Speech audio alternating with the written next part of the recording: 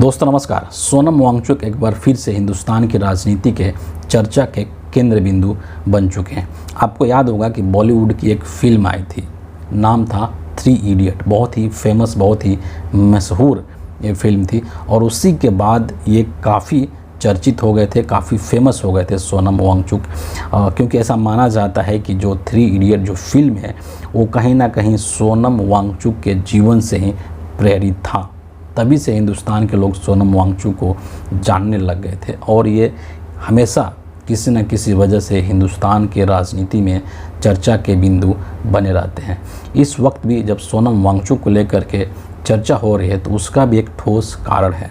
सोनम वांगचुक जो हैं वो एक बहुत ही पढ़े लिखे व्यक्ति हैं, हाईली एजुकेटेड पर्सन है और शिक्षा और पर्यावरण के क्षेत्र में ये काम करते हैं। और अभी जो ये चर्चा में हैं इसके पीछे भी यही कारण है, पर्यावरण ही कारण है। और पिछले काफ़ी समय से ये अपने यहाँ पर एक तरीके का अनशन कर रहे थे, किस तरीके से हिमालय को बचाना है, सेव हिमालय तरह का कैंपेन भी चला रहे थे, किस तरह से पर्यावरण को बचाना है। और उसी सिलसिले में सोनम वांगचुक जो हैं वो लेह से दिल्ली तक पैदल मार्च कर रहे थे। लगभग 1000 किलोमीटर की ये दूरी है लेह से लेकर के दिल्ली तक की, और अपने साथियों के साथ और वहाँ के जो लोग हैं उनके साथ ये पैदल मार्च कर रहे थे, दिल्ली आ रहे थे। और इनका जो उद्देश्य था दिल्ली आने का, या इनका जो कार्यक्रम था दिल्ली आने का, वो यही था कि 2 अक्टूबर को जब गांधी जयंती इस देश में मनाया जाता है तो 2 अक्टूबर को ये गांधी जी के समाधि पर जाएंगे, वहाँ पर बैठेंगे और उनको जो भी वहाँ पर करना है वो करेंगे। लेकिन गांधी जी के समाधि तक पहुँचने से पहले ही नरेंद्र मोदी की पुलिस ने सोनम वांगचुक को गिरफ्तार कर लिया। इनकी बेसिकली जो 1-2 मांगे थी, पर्यावरण के क्षेत्र में ये काम तो करते ही हैं, शिक्षा के क्षेत्र में भी ये काम करते हैं।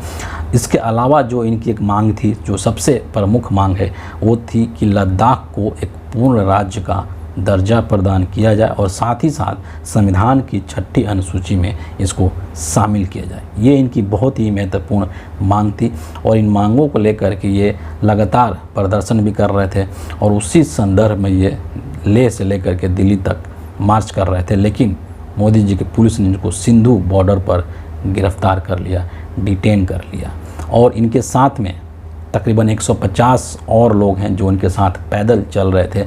उन सभी लोगों को दिल्ली पुलिस ने एक तरीके से गिरफ्तार कर लिया है, उनको पकड़ लिया है। और उन 150 लोगों में से महिलाएं भी हैं, कुछ ऐसे बुजुर्ग भी हैं जो कि जिनकी उम्र 80 साल से अधिक हो चुकी है, कुछ सेना के पूर्व जवान भी हैं जो इनके साथ चल रहे थे। उन सभी लोगों को दिल्ली पुलिस ने गिरफ्तार कर लिया है। इसकी सूचना खुद सोनम वांगचुक ने अपने ट्विटर हैंडल के माध्यम से एक वीडियो जारी करके बताया था और उन्होंने कहा था कि मेरे साथ साथ तकरीबन 150 जो पदयात्री हैं उनको दिल्ली पुलिस ने डिटेन कर लिया है दिल्ली के बॉर्डर पर। और ऐसा कहा जा रहा है कि तकरीबन 100 पुलिस फोर्स हैं या ये 1000 भी हो सकते हैं।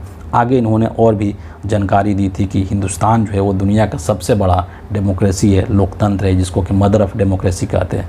मोदी जी भी कई बार इस चीज़ का जिक्र करते हैं कि मदर ऑफ़ डेमोक्रेसी है। लेकिन ये बहुत ही एक तरीके से दुर्भाग्यपूर्ण है कि हम एक बहुत ही पीसफुल मार्च कर रहे थे, एक शांतिपूर्ण पैदल मार्च कर रहे थे और पैदल मार्च करके हम बापू के समाधि तक जाना चाहते थे, है ना। लेकिन उससे भी हमको रोक दिया गया हिंदुस्तान जैसे दुनिया के एक बड़े लोकतंत्र में। ये एक बेहद दुर्भाग्यपूर्ण बात है, बहुत ही निराशाजनक बात है जो कि नहीं होना चाहिए था।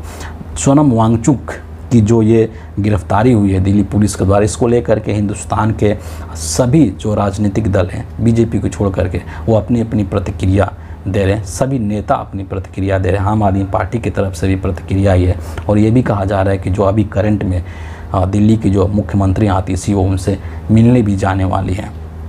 जो हमारे हिंदुस्तान के जो नेता प्रतिपक्ष हैं राहुल गांधी जी ने, उन्होंने भी इस डिटेंशन को लेकर के एक ट्वीट किया है और अपनी नाराज़गी एक तरीके से उन्होंने जताई है। बहुत ही कुछ महत्वपूर्ण बातें राहुल गांधी जी ने कही है जिसको कि मैं यहाँ पर आपके सामने ज़रूर रखना चाहता हूँ। राहुल गांधी अपने इस ट्वीट में कहते हैं कि the detention of Sonam Wangchuk ji and hundreds of Ladakhis peacefully marching for environmental and constitutional right is unacceptable. मतलब जो शांतिपूर्ण मार्च कर रहे हैं लद्दाखी लोग और सोनम वांगचुक जी, उनको इस तरीके से डिटेन कर लेना ये सही नहीं है, ये स्वीकार्य नहीं है। Why are elderly citizen being detained at Delhi's border for standing up for Ladakh's future. Ladakh के भविष्य के लिए जो ये लोग कर रहे हैं, जो बुजुर्ग हैं, जिसका कि जिक्र खुद सोनम वांगचुक ने किया था कि 80 साल से अधिक उम्र के भी लोग हैं, तो वैसे लोगों को डिटेन करके मतलब जो कि लद्दाख के फ्यूचर के लिए एक तरीके से लड़ रहे हैं, तो इससे क्या हासिल करना चाहती है मोदी सरकार या मोदी की जो सत्ता है।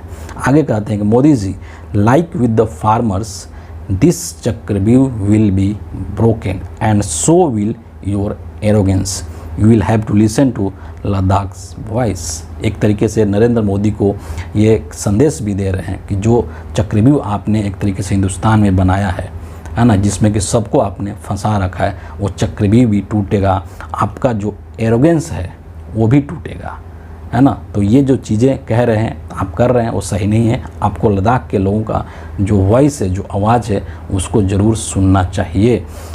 अखिलेश यादव जो हैं वो भी एक ट्वीट किए इस चीज़ को लेकर के और कहते हैं कि जो लोग शांति से डरते हैं वो अंदर से डरे हुए लोग होते हैं।